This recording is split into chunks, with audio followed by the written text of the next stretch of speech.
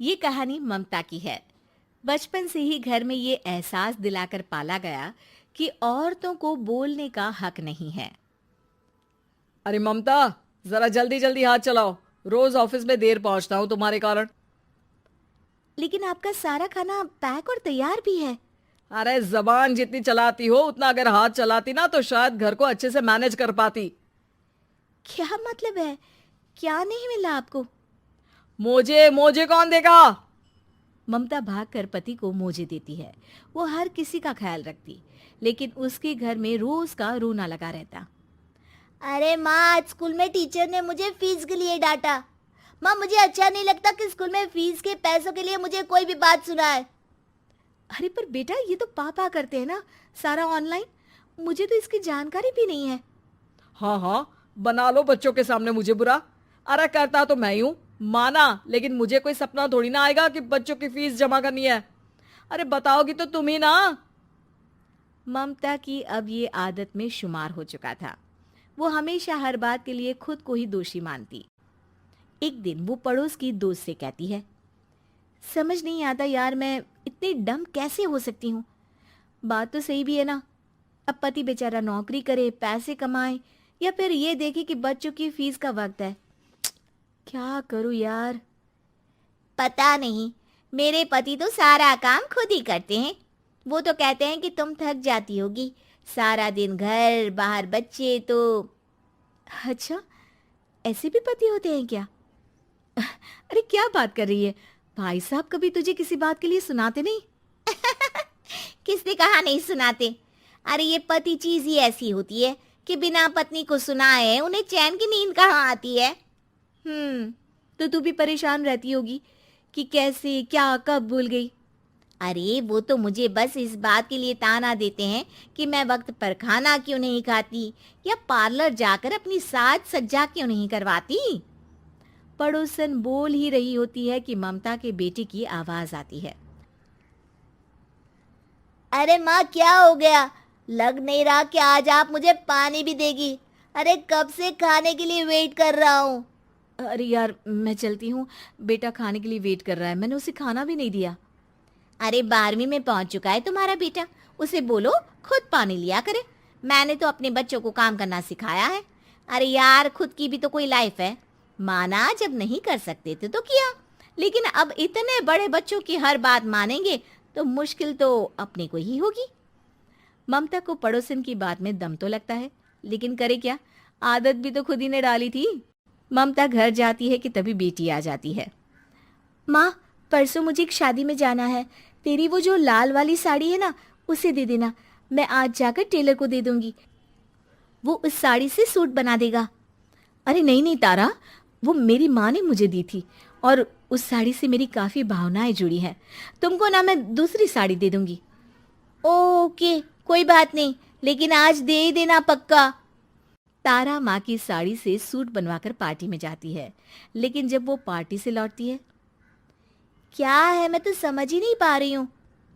अरे जब वो साड़ी मांगी थी तो ये छल्ली सी साड़ी क्यों दे दी?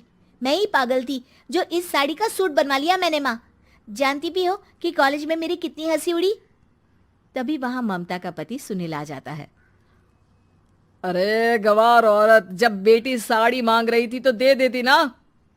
अरे पापा, इनके तो इमोशंस जुड़े थे उस साड़ी से। ममता इतने सब के बाद भी कुछ नहीं बोलती। मेरी बेटी की बेइज्जती हो गई, मैं बिल्कुल बर्दाश्त नहीं कर सकता ये। मैं नहीं चाहता कि मेरी बेटी से कोई भी ज्यादा सुंदर लगे पूरे कॉलेज में। जी, वो पढ़ने में तारा बिल्कुल अच्छी नहीं है, उसकी पढ़ाई पर आप ध्यान दीजिए ना। अच्छा, अब तुम मुझे बताओगी कि मुझे किस पर ध्यान देना और किस पर नहीं। रमेश जैसा ही ये वाक्य पूरा करता है, ममता की बेटी और पति उस पर जोर जोर से हंसते हैं। अरे ठीक है ना, पता ही नहीं चला कि कैसे वक्त इतना बीत गया। अरे कैसे पता चलेगा माँ, हम लोगों के पीछे जो तू बैताल की तरह चिपकी रहती थी, तुझे कैसे वक्त का पता चलता। ममता को पहले सास ससुर, फिर पति और बच्चों की तरफ से इस तरीके की बातें सुनकर उसका मन बहुत दुखी रहता था। एक दिन, सुनो ना, बहुत दिनों से कमर के नीचे बहुत दर्द रहता है। कल मैंने देखा तो एक फोड़ा था। अरे ममता, एक बार अपने पति से बात करो, वो तुम्हारा फोड़ा डॉक्टर को दिखा देंगे। अरे नहीं नहीं, वो तो गुस्सा हो जाएंगे। अरे क्यों गुस्सा हो जाएंगे? तुमको दर्द है? हाँ, लेकिन वो यही बोलेंगे कि ऑफिस जाऊं या फिर तुम्हें लेकर डॉक्टर के पास। तो बेटे से ही बात कर ले। अरे वो तो मैं कर लूं, लेकिन फोड़ा है ऐसी जगह कि उसे बताते मुझे शर्म आएगी। लेकिन कुछ ना कुछ तो करना जरूरी है ना। ऐसे कब तक फोड़े के दर्द से तड़पती रहेगी? अब तो सोच रही हूँ कि इनसे बात कर ही लूं, वरना दर्द के मारे कहीं मर ना जाऊं। लेकिन शाम को, ममता, क्या किया तुमने आज? खाने के डिब्बे में कैसा खाना दिया था? दाल खराब हो गई थी। कब की थी? दाल तो मैंने सुबह ही बनाई थी, खराब कैसे हो गई? अच्छा सुनिए ना, मुझे कहना है कि अरे गरम दाल बंद करोगी तो ऐसा ही होगा ना। बेइज्जती हो गई सबके सामने मेरी। ऑफिस वालों ने ऐसा मजाक उड़ाया कि क्या बोलूं। कल से ठीक से खाना देना है तो देना, वरना खाना देना बंद कर देना। बाहर खा लूंगा मैं। ममता, जो पति से अपनी परेशानी बताने वाली थी, वो अब ये सोचने लगती है कि कल से पति को खाने में क्या दे। अगले दिन ममता थकी थकी सी हालत में, आप लोगों के लिए नाश्ता बना दिया है, खाना बनाने की हिम्मत नहीं है आज तो। रात भर सोकर थक गई है ना, इसीलिए तो खाना नहीं बना सकती। हिम्मत नहीं हो रही है, मैं बस सोने जा रही हूँ। बस मैडम को सोने का बोल दो, फिर देखो कैसे सोती रहती है। माँ, फिर वही पराठा सब्जी। अरे हमारे साथ के दोस्त एक से बढ़कर एक नाश्ता खाना लेकर आते हैं, आप तो बस। सभी घर से निकल जाते हैं, लेकिन जब शाम को बेटा घर आता है तो घर में अंधेरा रहता है। बेटा लाइट जलाता है। क्या माँ, तुम्हारा भी जवाब नहीं है बिजली का बिल बचाने के लिए? वो बोल ही रहा होता है कि सामने माँ जमीन पर लेटी मिलती है। वो उसके पास जाता है। अरे माँ, क्या हो गया माँ? तभी वहां पड़ोसन आती है। अरे बेटा, तुम्हारी माँ के पैर के पास एक फोड़ा है, जिसके कारण ये लगातार कमजोर होती जा रही थी। मैंने उसे पहले ही कहा था कि घर में बता दो, लेकिन तुम्हारी माँ किसी को तंग करना नहीं चाहती थी। तभी वहां डॉक्टर आ जाता है। अरे इनके ऑर्गन में दिक्कत है, कोई बात है जो इनके मन में खटक रही है।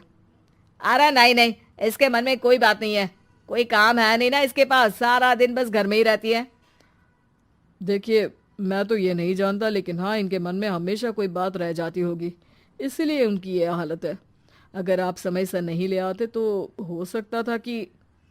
अरे नहीं नहीं डॉक्टर साहब, हम पूरी कोशिश करेंगे कि वो ठीक हो जाए। हम लोगों ने अपनी ही परेशानी माँ के सामने रखी, लेकिन किसी ने माँ की दिक्कत को जानने की कोशिश तक नहीं की। हाँ, मैंने भी ममता को हमेशा घरेलू जरूरत से ज्यादा काम का नहीं सोचा था। ममता को होश आता है और वो खुद को अपने बेडरूम में देखती है। वो उठने की कोशिश करती है कि माँ, अब आप नहीं उठेंगी। हम लोग है ना, हम लोग आपको पूरी तरह से खुश रखने की कोशिश करेंगे।